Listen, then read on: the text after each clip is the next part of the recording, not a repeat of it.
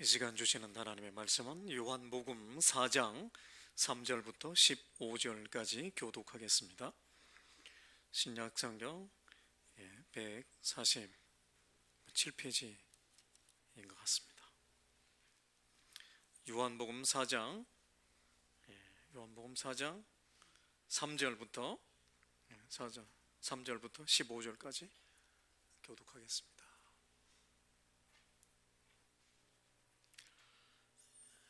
유대를 떠나사 다시 갈릴리로 가실새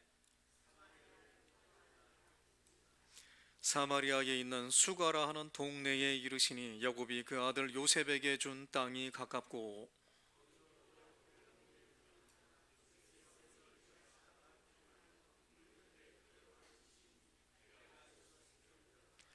사마리아 여자 한 사람이 물을 기르러 왔음에 예수께서 물을 좀 달라 하시니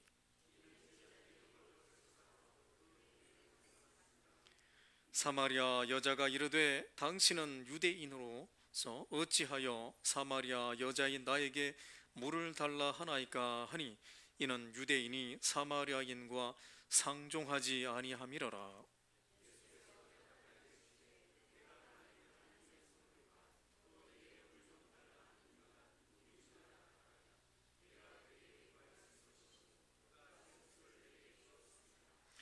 여자가 이르되 주여 물 기를 그릇도 없고 이 우물은 깊은데 어디서 당신이 그 생수를 얻겠사옵나이까.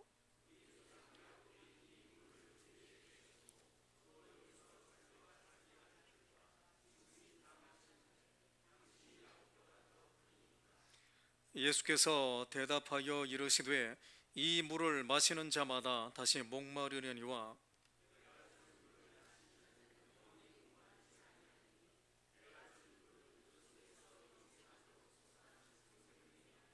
함께 여자가 이르되 주여 그런 물을 내게 주사 목마르지도 않고 또 여기 물 기르러 오지도 않게 하옵소서. 아멘. 성경을 보면 예수님을 만난 사람들마다 그의 삶에 놀라운 변화가 일어납니다. 예수님을 믿지 않고 비판하는 사람들은 그들의 삶에 멸망의 길로 갔었지만, 그러나 예수님을 구세주로 믿고 또 몰랐지만 예수님과 교제를, 뜻깊은 의미 있는 교제를 나눈 사람들은 그들의 삶에 놀라운 변화들이 일어났습니다. 오늘 읽은 성경 본문에서 보면은 여인은 우연한 기회에 예수님을 만나게 됩니다. 그러나 우연한 기회였던 그 기회가 이 여인의 인생을 바꾸는 계기가 됩니다. 예수님께서 우물가에 이 여인을 기다리고 계시다가 이 여인과 대화를 나눕니다. 오늘 읽은 내용은, 성경 봉독한 내용은 그 일부분입니다. 예수님과 나눴던 대화의 내용을 중심으로 해서 말씀을 전하도록 하겠습니다. 사전에 먼저 말씀드릴 것은 예수님께서 이 여인을 만나면서 대화를 하는 과정에 보면은 예수님은 이 여인에 대해서 이미 훤히 알고 계십니다. 그가 지금까지 살아왔던 삶이 어떠했는지, 남편은 몇 명이었는지, 또 남편이 몇 명이었는지를 물어보지도 않고 알 수 있었던 것은 예수님께서 단순한 인성만 가지신 것이 아니라 신성을 가지고 있었다는 것을 의미합니다. 예수님은 성자 하나님이시기 때문에 우리의 모든 것을 알고 계십니다. 그리고 또 한 가지는 예수님께서 이 사마리아 여인을 만나기 위해서 의도적으로 이곳에 왔다는 것을 유추해 볼 수 있습니다. 예수님은 지금 갈릴리로 가고 있습니다. 갈릴리로 가는 길은 유대인들의 통상적인 관례를 따른다면 그들이 배를 타고 가든지 아니면 다른 곳으로 돌아서 갑니다. 사마리아 땅을 통과해서 가지를 않습니다. 그런데 오늘 본문에 보면은 3절 4절에 보면은 사마리아 땅을 통과하고자 하는 의지를 보입니다. 4절에 말합니다. 사마리아를 통과하여야 하겠는지라. 통과하고자 하시는 것은 어쩔 수 없어서 통과하시는 것이 아니라 분명한 목적을 가지고 통과하고 계십니다. 그리고 수가라 하는 동네에 이릅니다. 그리고 그곳에서 우물가에서 기다리고 있습니다. 이것은 예수님께서 여인을 만나기 위해서 의도적으로 이 길을 택했다는 것을 알 수 있습니다. 이렇게 예수님께서 여인을 만나기 위해서 기다리고 있는 과정에 여인이 옵니다. 그리고 제자들은 음식 사러 동네로 들어갔습니다. 그 사이에 여인과 예수님 사이에 대화가 오고 갑니다. 그 대화는 처음 시작에는 편안한 대화가 아니었습니다. 가시가 돋친 대화가 오고 갔었습니다. 그런데 여인을 살펴보면은 여인은 오늘 현대인들이 가지고 있는 중요한 세 가지 문제를 안고 있습니다. 훨씬 많은 문제를 안고 있지만은 그 가운데 특징적인 세 가지는, 이 여인은 누구와도 교제하기 어려운 고립된 상태에 있었습니다. 그리고 이 여인에게는 남에게 말할 수 없는 큰 상처가 있었습니다. 더 나아가서 그에게는 갈급함, 목마름이 있었습니다. 이런 문제를 안고 있는 이 여인이 예수님을 만나게 됩니다. 표면상으로 볼 때는 우연히 만나는 것 같이 보입니다. 그렇지만은 예수님과 여인 사이의 만남은, 예수님은 의도적으로 만남을 이끌어가고 있고 여인은 자기의 삶의 필요로 인하여서 예수님에게 나아오고 있습니다. 이런 과정에 이 여인과 예수님 사이에 의미 있는 대화가 오고 갑니다. 이 여인은 예수님에게 대답할 때에 처음 질문에 아주 가시돋친 대답을 합니다. 예수님께서 물 좀 달라라고 했을 때에 여인은 예수님에게 가시돋친 대답을 합니다. 당신은 유대인인데 어떻게 사마리아 여인에게 물을 달라고 합니까? 유대인과 이 사마리아인은 서로 상종하지 않습니다. 상종의 원어는 접시를 같이 사용하지 않는다라는 뜻입니다. 같이 음식도 먹지 않을 뿐만 아니라 사마리아인들이 살고 있는 땅도 밟지를 않는 것을 말합니다. 그런데 예수님은 지금 그곳에 땅을 밟았고 또 사마리아인들이 사용하는 그릇에서 물을 담아서 그 그릇을 사용을 하게 됩니다. 그러니 여인이 볼 때는 이 남자는, 이 예수님은 아직까지는 예수님인지 어떤 그리스도인지 모르고 있는 상태입니다. 그런데 유대인 남자랑 만나서 대화를 하면서 의아해서 물어보고 있습니다. 이런 대화를 통해서 이 여인은 지금까지 살아오면서 고립되어 살아가고 있었던 그 삶이 변화해서 예수님과 교제를 하고 또 이웃들과 교제하는 삶으로 바뀌어가는 것을 보게 됩니다. 우물가에는 예수님과 이 여인 두 사람만 지금 현재는 있습니다. 이 여인은 삼중적인 소외를 겪고 있습니다. 사마리아인이기 때문에 유대인들로부터 배척을 당하고 있습니다. 사마리아인들 가운데서도 그는 동네 사람들로부터 배척을 받고 있습니다. 이 여인은 현재 6시에 물들어 나옵니다. 6시에 물들어 나오는데 이 6시는 사람들이 다니지 않는 시간을 택한 것입니다. 다른 사람들을 만나서 그들과 얼굴을 마주치면서 물뜨기도 싫었을 것입니다. 서로 이 여인이 살아가는 동네에서는 이 여인은 왕따로 살았을 것입니다. 그래서 이는 사마리아인들로부터도 이 여인은 소외를 당하고 있습니다. 그리고 이렇게 남편도 5명이 있었고 또 현재 살고 있는 남편도 남편인지 아닌지 불투명한 관계 속에 살아가고 있기 때문에 동네 사람들은 이 여인에 대해서 안 좋게 봅니다. 이럴 경우는 그들도, 사마리아인들도 따로 제사를 드립니다. 그러면 그들은 이 여인을 그들이 예배를 드리는 장소로 오는 것을 이런 핑계 저런 핑계를 대면서 막았을 것입니다. 그래서 여인은 종교적으로도 소외를 당하고 있었습니다. 삼중의 소외를 당하고 있는 이 여인은 예수님을 만나면서 그의 삶에 변화가 일어납니다. 예수님께서 이 여인에게 먼저 말을 겁니다. 물을 달라.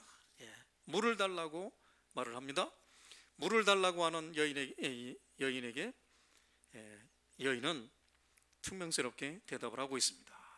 그런데 예수님과 대화를 주고받으면서 이 예수님은 선지자이고 더 나아가서 그리스도라는 것을 깨닫게 됩니다. 그리고 읽지는 않았습니다만 28절 29절에 보게 되면 여인은 물동이를 내려놓고 그리고 동네로 들어갑니다. 동네로 들어가서 동네 사람들에게 전도를 합니다.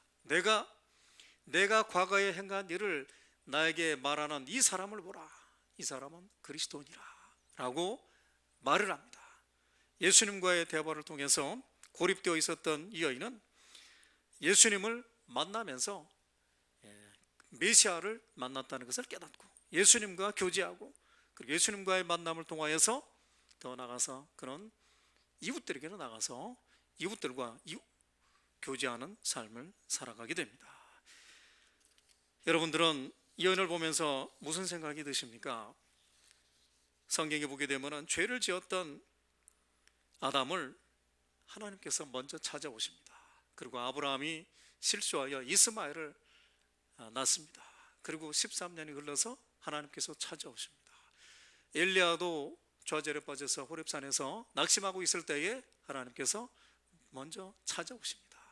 이렇게 저렇게 보면은 좌절에 빠져 있고 고립되어서 어찌할 바를 몰라 신음하고 있는 사람들을 보면은 하나님께서 먼저 찾아오시는 것을 보게 됩니다. 오늘 본문도 예수님과 여인 사이에 우연한 만남인 것 같지만은 그러나 예수님께서 이 만남을 이미 계획하셨다는 것을 알 수 있습니다. 여러분들도 지금 여러분들의 삶 속에 누구와도 진정한 만남, 참된 교제가 의미 있는 교제가 이루어지지 않고 있다면 여러분들은 명심하십시오. 예수님은 지금 여러분들이 예수님을 만나러 찾아오기를 기다리고 있다는 것을 기억하십시오. 예수님께서는 지금도 영으로 저희와 함께하고 계시고 그리고 저희들이 예수님 앞에 나와서 예수님을 찾고 예수님을 가까이 하기를 기다리고 계십니다. 야고보서 4장 8절에 보면 이렇게 말씀합니다. 하나님을 가까이 하라. 너희는 하나님을 가까이 하라.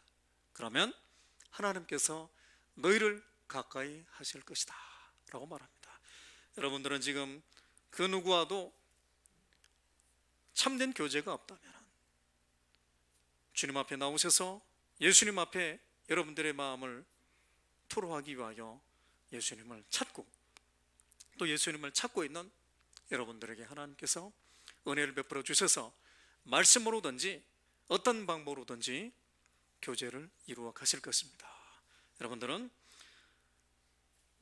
여러분들이 현재 살아가고 있으면서 고립되어 살고 있고 외롭게 살고 있고 고독한 가운데 살아가고 있다면 나의 이 고독의 문제를 해결해 줄 수 있는 분은 사람들이 아니라 예수 그리스도이시다라는 것을 믿으시고 예수님을 찾을 수 있기를 바랍니다.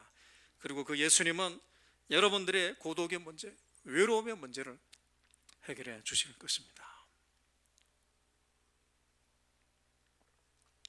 현재는 코로나 바이러스 때문에 사람을 만나는 것을 많은 사람들이 기피하고 있습니다. 온 세상이 조용히 살고 누구든지 나에게 피해를 줄 것 같은 사람들이라면 안 만나려고 합니다.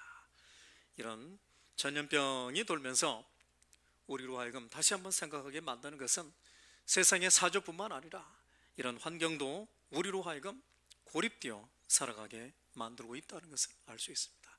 고립되어 살아가게 되는 이런 삶 속에서는 이 문제를 신앙인이라면 이 문제를 해결하기 위해서는 하나님 앞에 더 가까이 나가고 하나님을 찾고 하나님의 뜻을 간구하는 저와 여러분들이 되어야 됩니다.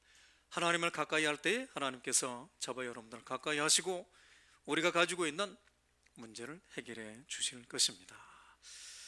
그리고 더 나아가서 이 여인에게는 상처가 많습니다. 상처가 많습니다. 예수님께서 이 여인에게 영생의 물, 목마르지 하지 않은 물을 줄 수 있다고 말을 하니 여인이 대답을 합니다. 나에게 그 물을 주십시오. 그랬더니 예수님께서 내 남편을 데리고 와라. 그러면 물을 주겠다. 이렇게 말합니다. 동문서답을 하고 있습니다. 물을 달라고 하는데 남편을 데려오라고 합니다. 예수님께서 이 여인에게 가장 민감한 부분을 건드리고 있습니다. 예수님께서 여인으로 하여금 그가 지금까지 가지고 있으면서 풀지 못하고 해결하지 못했던 그 상처를 드러내게 만들고 있습니다. 예수님께서 내 남편을 데리고 와라 그랬더니 여인이 대답하기를 나는 남편이 없습니다 이렇게 대답합니다. 그런데 예수님께서 콕 집어서 말합니다. 과거에 있었던 내 남편 5명이 있었고 과거에는 현재 있는 그 남자도 내 남편이 아니니 내 말이 옳도다, 내 말이 맞다라고 합니다. 현재 같이 살고 있는 남자도 남편이 아닙니다. 남편은 아닙니다. 이런 상처, 이 상처를 예수님께서는 그 상처를 들춰내고 있습니다. 어찌 보면 초면에 누군가의 상처난 부분을 건드리는 것은 상당히 실례일 수 있습니다. 그렇지만은 예수님은 보통의 사람이 아니라 우리의 구원자이시기 때문에 이 여인을 구원하시기 위해서는 반드시 이 여인의 가장 큰 상처 부분을 이 부분을 치유해 주셔야 됩니다. 여인을 구하기 위해서는 이 상처부터 치료하셔야 됩니다. 마음에 난 이 상처는 그 누구도 해결해 줄 길이 없습니다. 예수님께서 이 여인으로 하여금 자신이 가지고 있었던 이 상처를 드러나게 만들고 드러내고 난 이후에는 그 상처가 예수님 안에서 예수님과 대화하는 과정에서 치유가 되는 것을 보게 됩니다. 예수님은 이 여인이 지금까지 살아온 삶에 대해서 네가 왜 이렇게 살았느냐 라고 정죄하지를 않습니다. 그리고 그래 내 말이 맞도다, 내 말이 참되도다 이렇게 말하면서 이 여인을 용서하고 받아들이고 있습니다. 그리고 여인으로 하여금 자신이 지금까지 가지고 있었던 이 뿌리 깊은 상처를 드러내게 만들고 그것을 잘 알고 있는 예수님 앞에서 고백하게 만들면서 이 상처는 치유되어 가고 있습니다. 이 여인이 예수님을 만나고 난 이후에 동네 사람들에게 들어가서 하는 말이 있습니다. 내가 과거에 행했던 일을 알고 있고 말하는 그 사람을 봐라. 여자가 이걸 2번을 말합니다. 29절에 말하고 39절에 말합니다. 내가 행한 모든 일을 내게 말한 사람을 와서 보라. 그는 그리스도가 아니냐. 그러니까 예수님께서 일반 보통 사람이 아니라 메시아 구세주이기 때문에 내 과거를 아시고 또 내 과거가 이렇지만은 예수님께서 나를 용납해 주셨다. 예수님께서 상처 많고 부끄러움이 많고 그런 나를 용납해 주셨기 때문에 더 이상 이 상처가 나를 얽어매지를 않는다라는 것을 말합니다. 사람들이 내 마음속에 있는 이 상처를 입 밖으로 편안하게 말을 할 수 있다고 하는 것은 그것은 이미 그 상처가 내 마음에서 치유됐다는 것을 말합니다. 만약에 이 여인이 예수님과 대화 가운데 드러났던 이 말을, 이 상처에 있는 이 부분을 감추고 싶고 예수님께서 어떻게 하여서 이 여자한테 이렇게 말할 수 있습니까? 라고 언쟁이 오고 갔다면 이 여인은 굳이 동네로 들어가서 나에게 내가 과거에 행했던 일을 말하는 이 사람을 보라, 이 사람은 메시아다 이렇게 전도를 못하겠죠.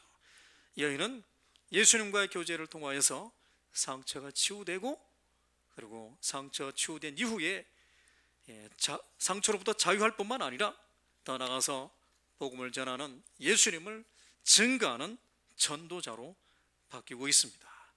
처음에는 물 좀 달라 했을 때 공격했던 이 여인이 예수님과의 대화를 통하여서 예수님에게 자신의 모든 아픈 부분을 드러내놓고 고백하고 나니까 거기에 치유가 일어났습니다.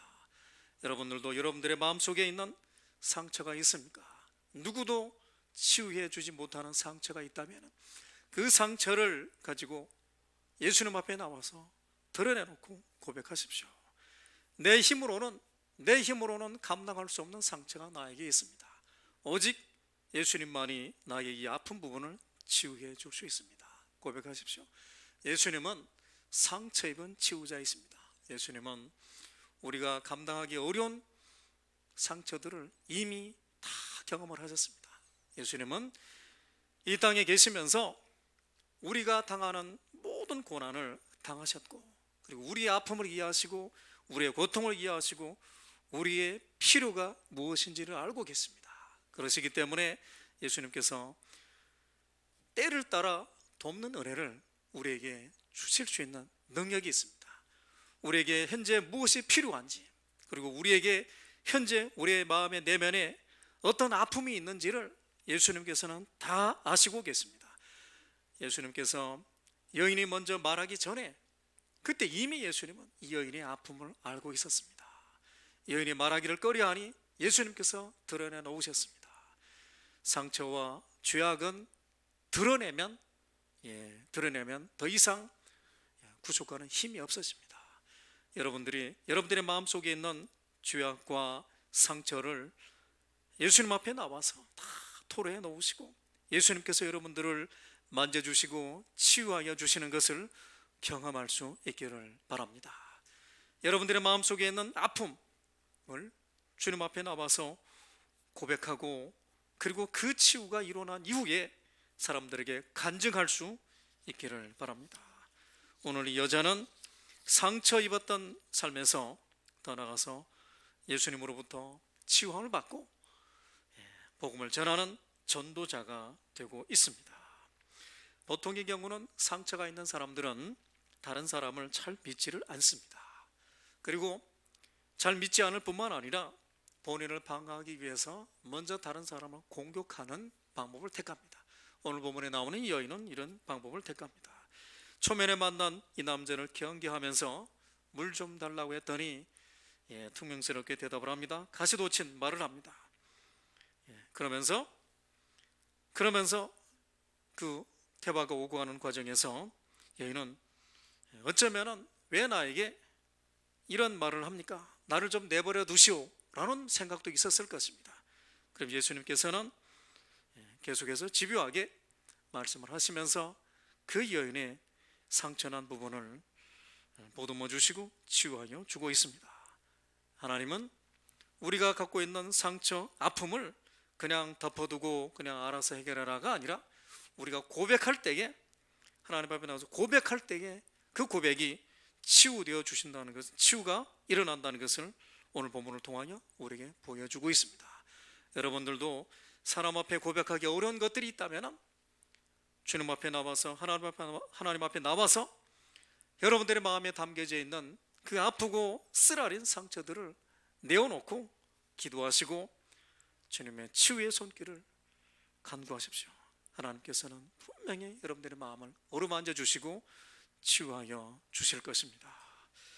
그리고 오늘 본문에 나오는 이 여인은 예수님이 메시아라는 사실을 알고 난 이후에 그는 인생의 영적인 목마름을 해결하기를 원하고 있습니다. 그리고 예수님에게 물어봅니다. 예배에 대해서 물어보고 있습니다. 주제가 갑자기 바뀝니다. 이 여인이 예수님에게 물어봅니다. 우리의 조상들은 이 그리심산에서 예배를 드려야 된다고 하고 당신들 유대인들은 예루살렘에서 예배를 드려야 된다고는 하는데 그러면 어디에서 예배를 드려야 됩니까? 이런 질문을 합니다. 여인의 질문은 어디에서 예배를 드립니까가 질문입니다. 그러나 예수님께서의 답변은 어디에서가 아니라 누구에게 드리냐라고 답변을 하고 있습니다. 누구에게 어떻게 드리느냐로 답변을 하고 있습니다. 이 여인은 그동안 자신의 마음속에 담고 있었던 질문을 하고 있습니다. 여인은 종교적으로도 소외되어 있었기 때문에 모든 사람들이, 많은 사람들이 제사를 드리고 예배를 드리기 위해서 성전으로 찾아가는 것을 보았을 것입니다. 그렇지만 본인은 갈 수 없는 상황이었기 때문에 그의 마음속에는 예배에 대한 갈급함이 있었음을 알 수 있습니다. 예배가 그 여인에게는 어떤 의미였느냐? 그 여인에게는 예배가 그 삶 속에 가장 목마름 가운데 하나였습니다. 그리하여 예수님에게 물어봅니다. 예배에 대해서 물어봅니다. 예수님의 답변은 어디에서가 아니라 내 마음의 영과 진리로 드린다면 장소와는 상관없이 하나님에게 영과 진리로 예배를 드리면 하나님께서 받으시고 그런 사람을 찾고 있다는 답변을 하십니다. 그리고 이것은 예수님을 구세주로 믿는 사람들에게 하시는 답변입니다. 예수님을 구세주로 믿는 사람은 장소가 어디든지 상관없이 성경 안에서 진리의 말씀을 따라서 예배를 드리면 그 예배를 하나님께서 받으신다고 말씀하고 있습니다. 여인에게 있어서는 예배 드림에 대한 목마름이 있었습니다. 그러면 우리 삶 속에는 예배에 대한 목마름이 있음과 동시에 더 나아가서 우리의 삶에 있는 많은 문제들이 있어서도 우리에게는 목마름, 갈급함이 있습니다. 직장에 있어서 직장 문제, 자녀 문제, 사업의 문제, 건강의 문제, 많은 문제들이 우리의 삶 속에 있습니다. 이 갈급함은 누구로부터 해결을 받을 수 있을까요? 여인에게는 예수님만이 그 답을 해주실 수 있듯이 우리의 삶에 필요한 문제의 해답도 예수님만이 답을 줄 수 있다는 것을 보여주고 있습니다. 예수님을 만나는 사람들은 병도 고침을 받았습니다. 풍랑이 일어서 배가 뒤집어질 상황에 처해 있을 때에 예수님께서는 풍랑도 잔잔케 해주십니다. 죽었던 자도 주님 앞에 나왔을 때는 살아납니다. 또 신하들이 와서 또 자기의 종을 고쳐달라고 할 때는 멀리 떨어져 있지만도 말 한마디로 병도 고치고 있습니다. 이렇게 예수님은 우리의 삶의 모든 피로의 해결책을 가지고 계십니다. 예수님께서는 우리의 삶 속에 있는 문제의 해답이 무엇인지를 아시고 오늘도 우리로 하여금 그 예수님 앞에 나와서 우리가 간구하고 찾고 두드리고 또 기도하기를 원하고 계십니다. 예수님은 메시아입니다. 예수님은 우리의 구원자이시고 우리의 삶의 주인이십니다. 오늘 본문에 등장하는 이 여인은 자신의 삶 속에 있었던 갈급함의 문제를 해결하기 위해서 그런 남편을 바꾸는 방법으로 문제를 해결해 갔었습니다. 이거는 참 해서는 안 될 일이지만은 이렇게 해왔습니다. 그는 자신의 삶 속에 있었던 문제를 풀어가기 위해서 남편을 바꿨습니다. 그리고 보면은 이 여인은 상당히 센 여자, 강한 여자였던 것 같습니다. 예수님에게도 막 질문을 해야 됩니다. 예수님과 대화를 할 때에 대화의 주도권도 놓치지 않으려고 막 대화를 이렇게 먼저 질문을 제기하고 질문하고 또 새로운 주제를 변경해 가면서 대화를 이끌고 합니다. 이런 여인은 자신의 삶 속에 있었던 문제를 남편을 통해서 해결하려고 했다는 것을 알 수 있습니다. 그러나 예수님의 방법은 그것이 아니라 예배를 통해서 하나님과 관계를 통해서 문제를 해결해 가라고 말씀해 주고 있습니다. 예배를 통해서 하나님 앞에서 영과 진리로 드리는 예배를 통하여 회복을 얻고 살아가기를 해답으로 제시하고 있습니다. 많은 사람들은 자신들의 삶 속에 있는 목마름의 문제를 해결하기 위해서 쾌락의 문제, 지식의 문제, 건강의 문제 등등의 문제를 해결하기 위해서 이 세상의 방법을 동원할 것입니다. 그러나 예수님께서의 답변은 예수님을 통하여서 우리의 삶의 필요가 해결이 되어지고 예수님을 통하여서 우리의 삶의 근본적인 문제가 해결된다는 것을 보여주고 있습니다. 삶의 모든 문제의 해답, 직업의 문제, 종교의 문제, 교회의 문제, 우리의 삶에 만족을 주지 못하는 모든 문제들의 근원의 해답은 예수님을 통하여 밖에 얻을 수 없다는 것을 말씀하고 있습니다. 우리 살아가는 삶의 환경은 물질 문명은 날이 갈수록 발달해 가고 있습니다. 우리 손에 있는 스마트폰의 기능은 날이 갈수록 달라지고 있습니다. 그러나 우리의 삶 속에는 목마름은 여전히 있습니다. 또 정치적으로 보면은 민주화가 이루어졌다고는 하지만은 그러나 계속해서 우리에게는 목마름이 있습니다. 이 세상의 수단과 방법과 제도를 통해서는 우리가 가지고 있는 문제를 온전하게 해결해 줄 수는 없습니다.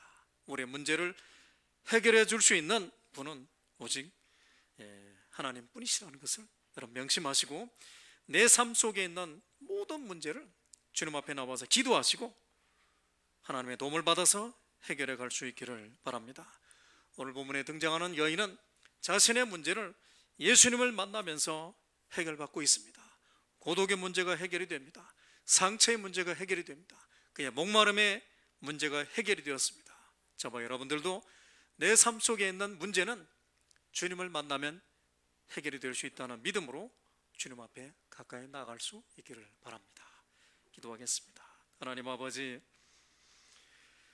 우물가에 있었던 여인이 예수님을 만나면서 그의 삶이 변화되었던 것처럼 저희들도 우리의 삶 속에서 주님만을 바라보며 주님을 통하여서 우리의 문제들이 해결되기를 원합니다. 주께서 함께하여 주시고 저희들의 삶에 개입하여 주시며 저희들을 선한 길로 인도하여 주시옵소서. 예수님의 이름으로 기도합니다. 아멘. 찬송 314장 부르겠습니다.